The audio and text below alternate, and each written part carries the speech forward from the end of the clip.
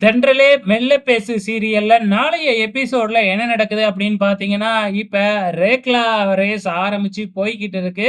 ஒரு பக்கம் இளமதி, இன்னொரு பக்கம் நம்ம பரம. இவங்க 2 பேரும் போட்டி போட்டுக்கிட்டு வந்து வண்டிய ஓட்டிக்கிட்டு வராங்க.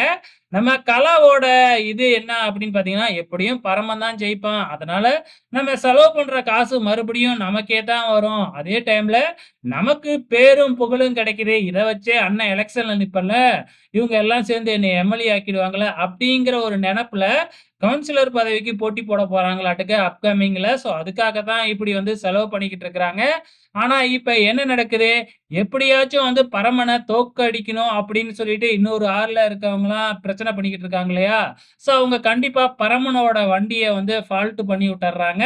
இப்ப இளமதிக்கு வந்து பரமன் போட்டி இல்ல. நம்ம பரமனே இப்ப இளமதிக்கு உதவி பண்ணி, இளமதிய இந்த போட்டியில ஜெயிக்க வைக்க போறாப்ல. ஸோ நம்ம இளமதியோட குடும்பத்துக்கும் பணம் தேவைப்படுது இல்லையா? ஸோ அந்த பணமும் இளமதிக்கு கிடைக்க போகுது. இதுதாங்க அப்கமிங்ல நடக்க போகுது. வெயிட் பண்ணி பார்க்கலாம்.